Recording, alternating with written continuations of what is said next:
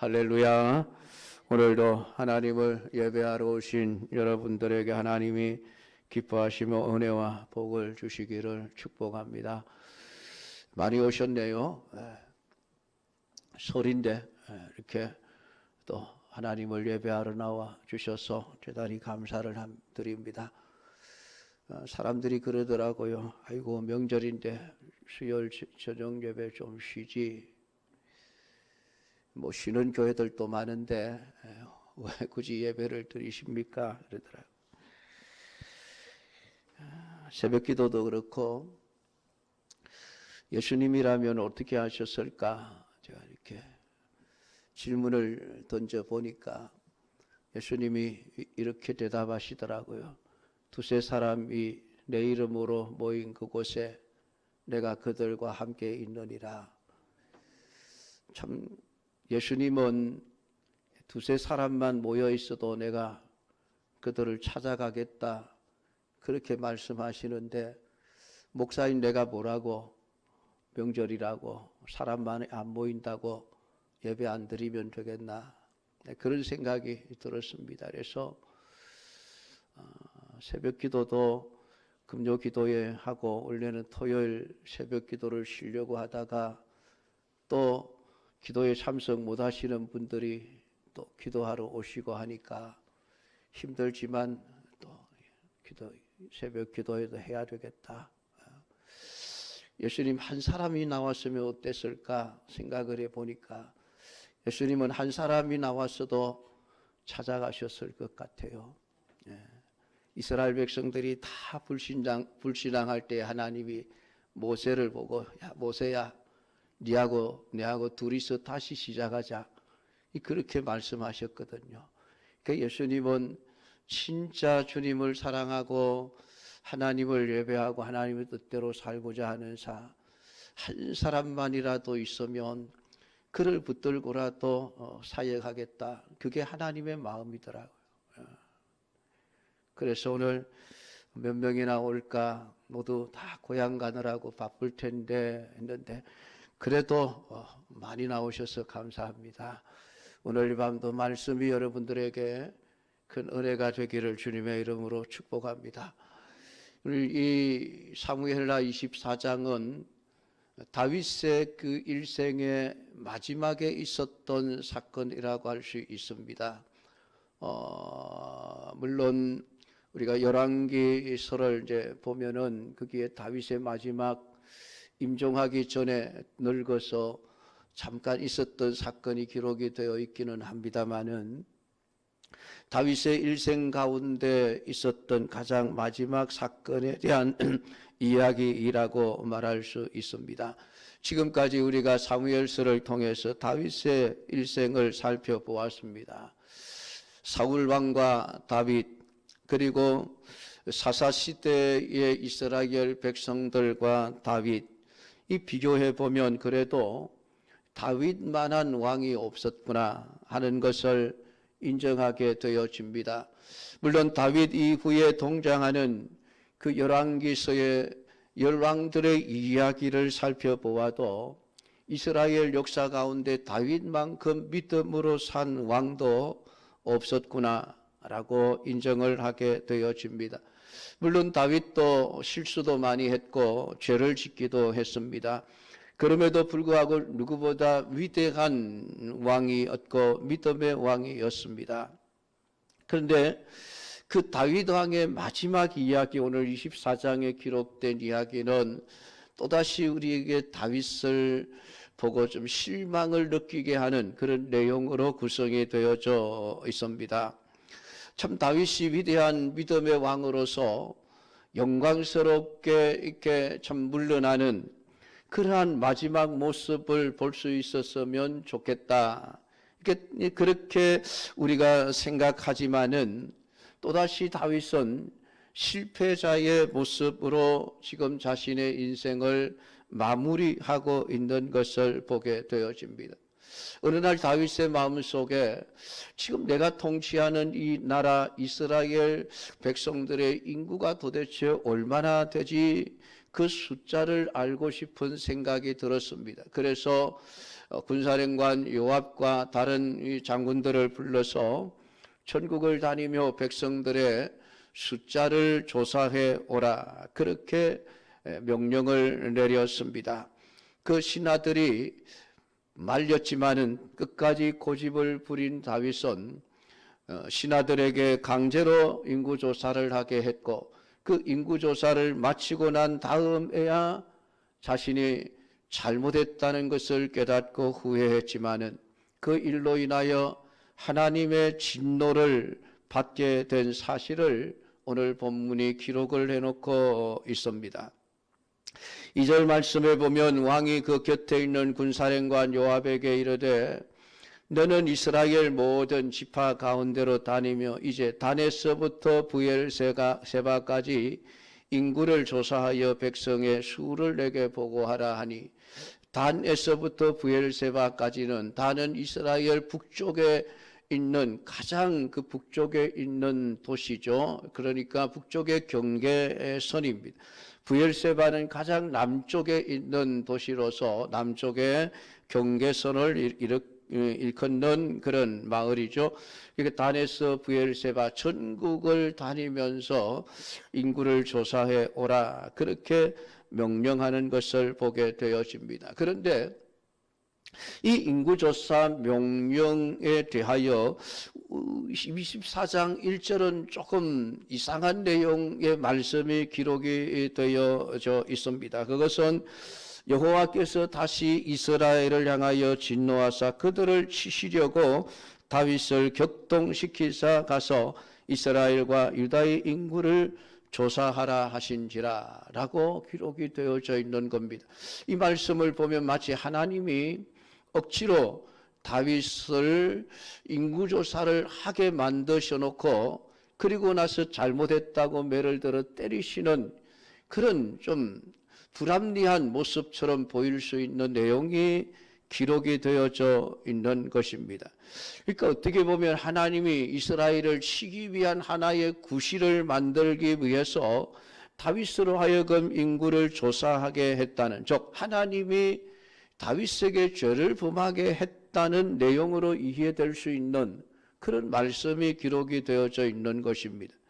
그런데 이 똑같은 내용의 말씀을 역대상 21장 1절을 보면 사단이 일어나 이스라엘을 대적하고 다윗을 격동하여 이스라엘로 계수하게 하니라. 이 인구조사에 대해서 역대서에서는 사단이 다윗을 격동하여 이스라엘을 계수하게 했다라고 그렇게 밝혀놓고 있습니다. 그러니까 다윗의 마음을 움직인 것은 사단이었다는 것이죠. 그러니까 이 두 개의 서로 다른 부분을 우리가 어떻게 이해를 해야 될 것인가? 결국은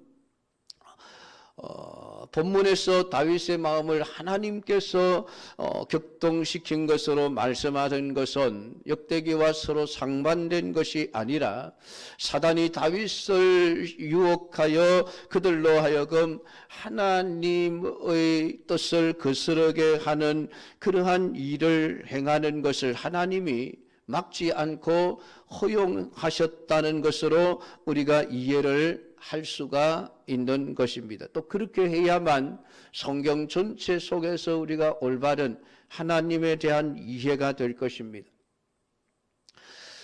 그러니까 하나님이 허용하심으로 말미암아 사단이 결국은 다윗을 시험하게 되어졌죠. 그것은 욥의 경우도 마찬가지였습니다. 욥의 경우도 하나님이 사단에게 욥을 시험하도록 허락하심으로 말미암아 사단이 욥을 시험했던 것을 우리는 보게 되어집니다. 그런데 하나님이 왜 그렇게 하시는가라고 하는 것입니다. 앞서 다윗은 자신의 용사들에 대하여 쭉 소개를 했습니다. 내게 이런 용사들이 있습니다. 이렇게 훌륭한 용사들이 있고 나를 위해서 생명을 걸고 베들레헴 우물물을 가서 블레셋 군대를 통과해서 물을 길어올 정도로 정말 나를 위해서 충성스러운 그러한 용사들이 내게 부지기수로 많이 있습니다 라고 그렇게 자기 자신의 용사들에 관한 이야기를 앞에 23장에서 쭉 기록을 했었습니다. 그러면서 그러나 이런 용사들이 용맹스럽고 충성스러운 용사들이 있지만은 내가 전쟁을 해서 이기게 된 것은 용사들의 힘과 능력과 재주의 결과가 아니라 하나님이 이기게 하셨기 때문에 내가 이길 수 있었습니다. 그것을 다윗이 고백을 했습니다. 참 아름다운 신앙 고백이죠. 얼마든지 자기를 자랑하고 자기의 신하들을 자랑할 수 있는 그런 상황임에도 불구하고 다윗은 아닙니다. 하나님이 하셨습니다. 야긴과 보아스의 신앙을 고백했던 것을 우리는 앞서 우리가 말씀을 통해서 묵상했었습니다.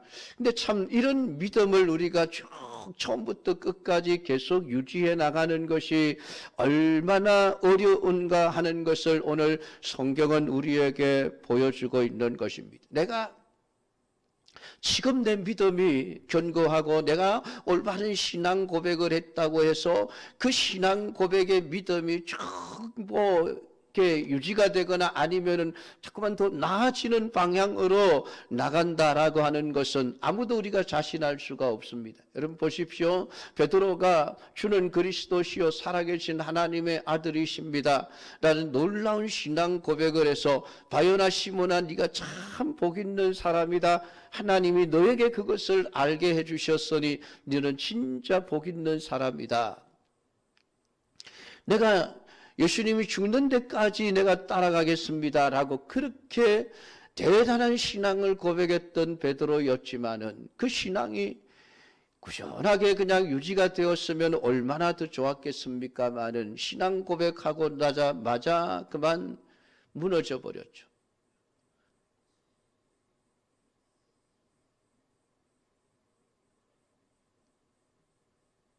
베드로야 너는 나를 넘어지게 하는 자더라.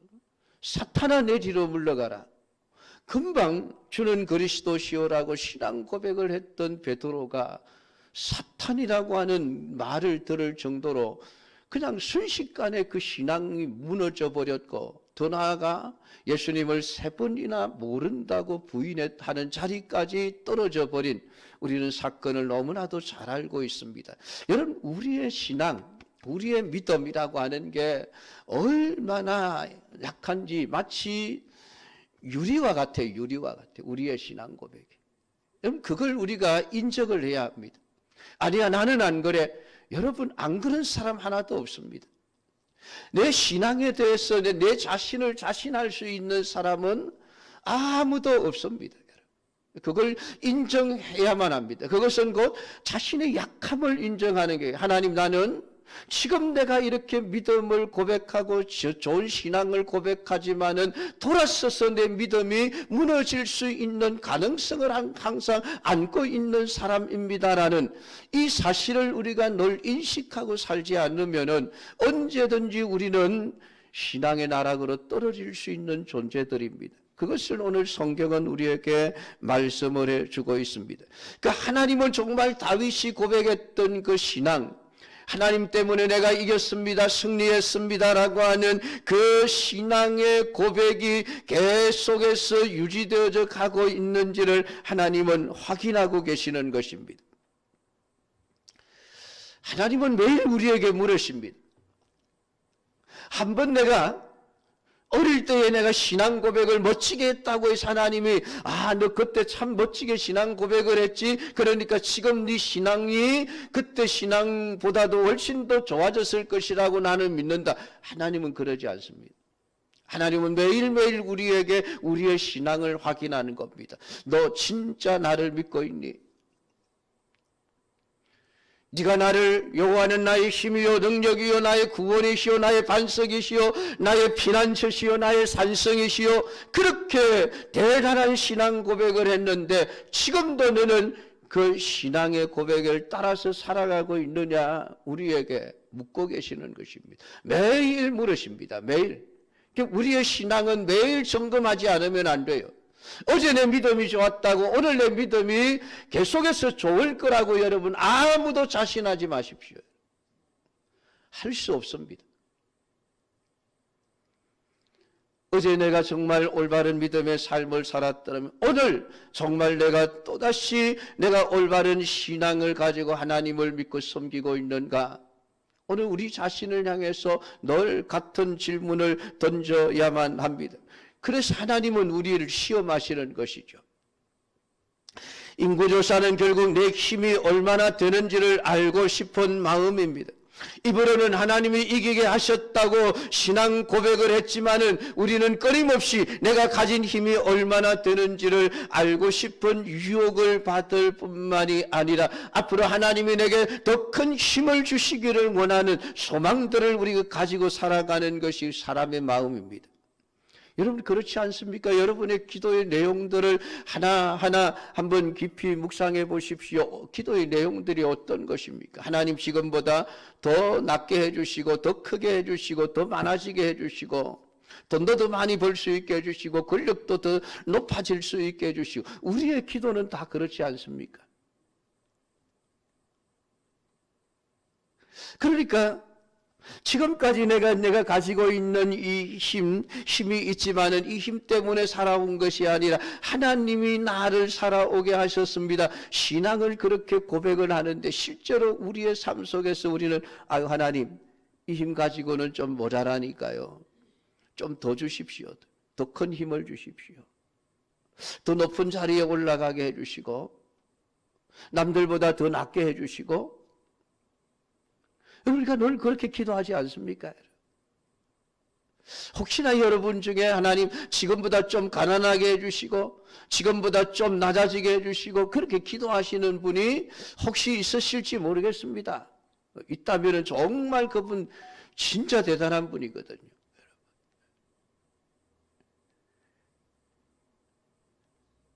그러니까 우리가 하나님이 이기게 하셨습니다라고 입으로 신앙 고백하지만 우리의 마음속에는 끊임없이 하나님 이것 가지고 모자라니까요. 좀 더 주십시오. 더 주십시오. 그런 마음들이 우리 마음속에 끊임없이 일어나고 있습니다. 그걸 지금 성경은 경계를 하고 있는 것입니다. 다윗을 통해서 하나님은 얼마나 우리가 유혹에 연약한 자인지를 보여주십니다. 그리고 항상 하나님을 의지하고 사는 자가 되게 하십니다. 이 시험을 통해서 하나님이 다윗에게 가르쳐주고 싶은 것이 있습니다. 25절 말씀을 보면 그곳에서 여호와를 위하여 단을 쌓고 번제와 화목제를 드렸더니 이에 여호와께서 그 땅을 위하여 기도를 들으시며 이스라엘에게 내리는 재앙이 그쳤더라 라고 이 사건의 마지막 결론이 그렇게 기록이 되어져 있습니다. 그러면서 다윗의 일생이 그냥 마무리가 되어집니다. 하나님께서 다윗에게 진노하시고 재앙을 내림으로써 그 재앙이 무엇으로 그치는가라는 것을 보여주고 싶었던 것이 하나님의 마음이었던 것입니다. 즉 번제와 화목제로 인하여 하나님이 이스라엘의 기도를 들으시고 재앙이 그치는 것을 다윗과 이스라엘 백성들로 하여금 경험하게 하고자 한 것입니다. 그래서 이스라엘 백성들의 마음을 언제나 번제와 화목제라고 하는 제사로 끌고 가고자 하시는 것이죠. 우리가 현대 신약 시대의 식으로 말하자면 우리를 번제와 화목 제물로 오신 예수 그리스도께로 끌어가기 위해서 우리의 죄악들을 그냥 두고 보시는 분이 하나님이시라는 것을 우리에게 말씀해 주고 있습니다. 그러니까 우리에게 필요한 것이 무엇입니까? 죄 속에 있는 우리의 현실, 우리의 연약함을 보는 것입니다. 여러분 다윗이 인구조사한 것을 과연 죄라고 말할 수 있겠습니까? 사실 인구조사 자체가 죄는 아닙니다. 왜냐하면 인구조사는 지금도 거의 모든 나라에서 실시하는 국가의 중요한 정책이죠. 왜냐하면 그것을 바탕으로 해서 국가의 모든 정책들을 수립할 기초 자료가 되기 때문에 그렇습니다. 그래서 우리나라도 5년마다 인구총 조사를 하고 있습니다. 우리나라뿐만이 아니라 성경에서도 여러분 구약에 민수기가 있지 않습니까? 민수기라는 그 명칭의 뜻이 무엇입니까? 백성들의 숫자에 대한 기록이라는 것이죠. 그러니까 백성들이 몇 명인가에 대한 인구조사에 대한 그 보고서가 민수기라는 그런 책이죠. 또 민수기 1장 1절부터 2절까지 보면 그 백성들의 숫자, 인구 조사를 그냥 이스라엘 백성들이 자기 마음대로 한 것이 아니라 하나님께서 모세에게 이스라엘 백성들을 계수하라고 명령을 내리셨기 때문입니다. 그러니까 하나님이 인구 조사를 하라고 시킨 거예요. 그 명령을 따라서 애굽에서 나온 이스라엘 백성들의 숫자를 조사했고, 민수기 1장 46절에 계수된 자는 20세 이상 전쟁에 나갈 만한 그 남자들만 60만 3,550명이었다라고 숫자까지 정확하게 기록을 해놓고 있습니다. 또 예수님이 태어났을 때 심성의 우리에서 태어났습니다. 구유에 누워 계실 수밖에 없었던 이유도 바로 로마 제국에서 실시한 인구조사 때문이죠. 각 사람들은 고향으로 돌아가서 자기 고향에 등록을 하라라고 하는 그런 내용들이 결국은 인구를 정확하게 조사하기 위한 황제의 명령이었던 것입니다. 그러니까 다윗이 인구조사를 했다라고 하는 그 자체가 죄악일 수는 없습니다. 그러면 왜 하나님은 다윗이 인구조사한 것을 향하여 그렇게 진노하시는 것일까요? 하나님이 시키지도 않은 일을 했기 때문에 그렇습니까? 하나님이 다윗의 인구조사를 향하여 진노하시고 벌을 내리신 이유는 인구조사를 한 목적 때문입니다. 다윗이 인구조사를 왜 했느냐라고 하는 것입니다. 3절에 보면 요압이 이런 말을 합니다. 왕이여, 이 백성을 얼마든지 왕의 하나님 여호와께서 100배나 더하게 하여 주셔서 내 주 왕의 눈으로 보게 하시기를 원합니다. 그런데 내 주 왕은 어찌하여 이런 일을 기뻐하십니까? 그러니까 요압이 이 왕이 인구조사를 하라는 명령을 듣고는 왕 왜 그러십니까? 그거 하는 것 하나님이 기뻐하시지 않습니다. 여러분, 인구가 지금 몇 명인지 그게 중요하지 않지 않습니까? 하나님이 원하시면 지금보다 100배나 더 많은 인구를 얼마든지 하나님 주실 수도 있습니다. 라는 이야기를 하고 있습니다. 그러니까 인구조사를 한 목적은 많은 수의 군사를 계수함으로써 자신이 힘있는 왕이라는 것을 확인하고 그것으로 만족을 얻고자 했기 때문이라는 것을 알 수가 있습니다. 결국 더 많은 숫자의 모든 자신의 힘이 있다고 생각을 했기 때문에 결국은 인구조사를 한 것입니다. 그러니까 23장에서 내가 군사들이 용맹한 장군들이 많이 있어도 하나님이 이기게 하셔서 이겼습니다라는 그 신앙 고백을 했던 다윗이 금방 그 신앙이 무너져 버린 것이에요. 하나님을 나의 힘이다, 하나님이 나의 능력이다, 나의 승리이시다라고 그렇게 믿었던 그 신앙이 금방 무너져 버리고 도대체 내가 가지고 있는 힘이 얼마나 되는가, 백성의 숫자를 힘으로 생각을 하게 되어졌다는 것입니다. 여러분, 세상은 숫자에 참 민감하죠. 우리도 다다익선이라 그럽니다. 많으면 많을수록 좋다, 그런 생각을 하죠.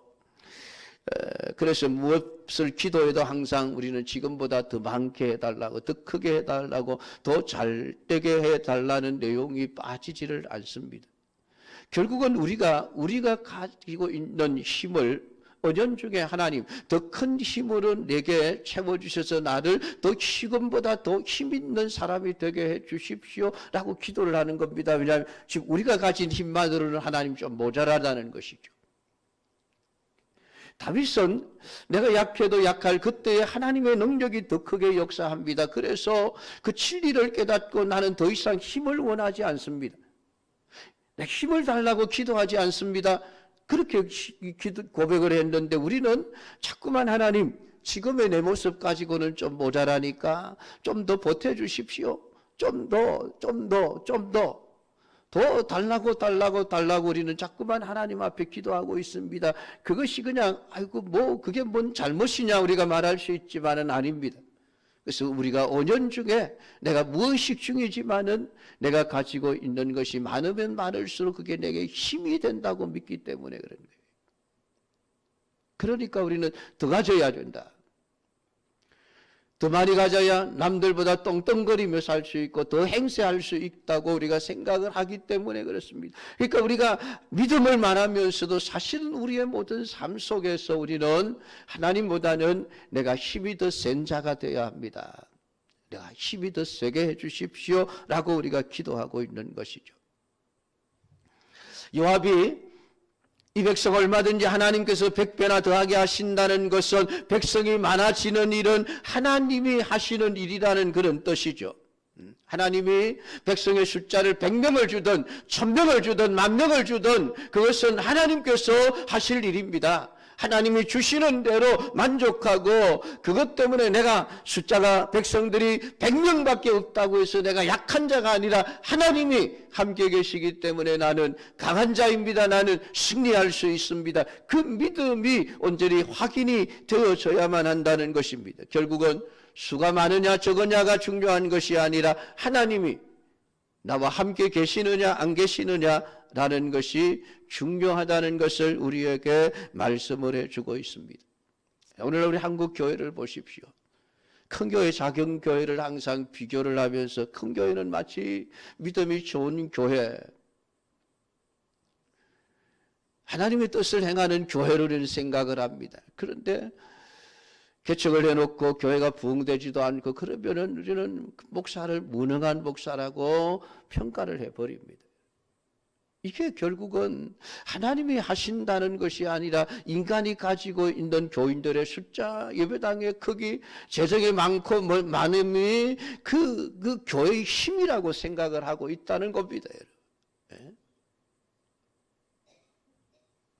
이러한 것은 다윗의 인구조사를 한 그러한 목적과 조금도 다를 바가 없는 것입니다. 그러니까 결국 하나님이 그 사람과 함께 하신다는 것으로 만족하지를 못하고 있다는 것이죠. 제가 오늘 서론격에서 말씀을 드렸습니다마는 예수님이 두세 사람이라도 내 이름으로 모인 그곳에 나는 함께 하겠다라는 말씀을 하신 이유가 무엇입니까? 하나님에게는 여러분 숫자가 중요하지 않습니다. 이렇게 하나님은 한 사람만 있어도 진짜 참 믿음의 사람이 있다면 나는 그와 함께하고 싶고 그를 통해서 나는 역사하고 싶어. 여러분 이게 하나님 마음이죠. 왜냐하면 하나님에게는 사람의 많고 적음이 힘이 아니기 때문에 그렇습니다. 그러니까 기도원에 여러분 300용사를 가지고 그 미디안의 대군을 하나님이 다 무찔러 버리게 하시죠. 근데 여러분 그 300명이 누구보다도 용감하고 싸움 잘하는 용사들이었습니까? 아닙니다. 여러분. 하나님은 처음부터 숫자가 많은 것을 원하지 않았죠. 너무 많다. 숫자 많으니까 지원한 사람들 다 돌려보내라. 다 추려내고 남겨둔 사람이 300명입니다. 여러분. 그 사람들이 일당백이라서 그런 것 아니에요. 여러분. 하나님이 300명밖에 남기지 않은 이유가 분명하지 않습니까? 사람 숫자 많으니까 돌려보내라는 것이죠. 조건을 달아서 어쨌든 돌려보내라. 적은 숫자를 가지고 내가 일하겠다. 그게 여러분 기도원의 그 300용사의 하나님의 그 본질이에요. 근데 우리 사람들은 자꾸만 설교를 하면서 기도원의 300용사들이 아주 대단한 일당 한 1000 정도 되는 한 사람이 1000명을 이길 수 있는 용사들이라서 하나님이 그들을 썼다고 이렇게 설교를 하죠. 하나님의 말씀과는 너무 틀린 설교인 거예요. 이건 잘못된 설교죠. 하나님 숫자가 많으니까 돌려보내라 하셨는데 그럼 그게 왜 인간의 능력이 왜 등장합니까? 인간이 가장 힘없고 약한 자들이지만은 하나님이 그들을 쓰시니까 여러분 미디안의 대군도 이겨내는 것이죠. 그게 여러분 믿음의 길이고 그게 하나님의 길 아닙니까 여러분? 근데 우리는 다윗처럼 자꾸만 인구를 조사하고 싶은 거예요. 내가 가진 힘이 얼마나 되는가. 남과 비교해보면서 너보다 내가 더 많으니까 내가 더 힘 있는 사람이야. 그러고 싶은 거예요. 하나님은 여러분 그런 사람들을 싫어하십니다. 오직 진짜 다윗이 고백했던 것처럼 하나님 내게 이런 용사들이 있지만 용사들의 힘으로 이긴 것이 아니라 하나님이 이기게 하셔서 이겼습니다. 그 주어진 하나님이 내게 주신 그 환경 속에서 내가 최선을 가지고 믿음을 다해서 살아가면 여러분, 그게 여러분 승리인 거예요. 다른 것 아니에요.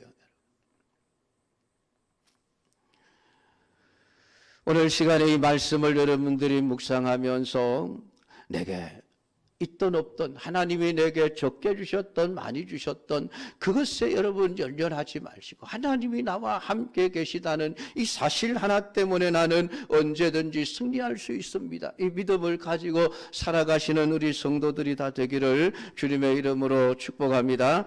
기도하겠습니다. 하나님 아버지 은혜를 감사드립니다. 오늘 시간도 우리에게 주신 말씀을 듣고 읽으며 묵상하였습니다.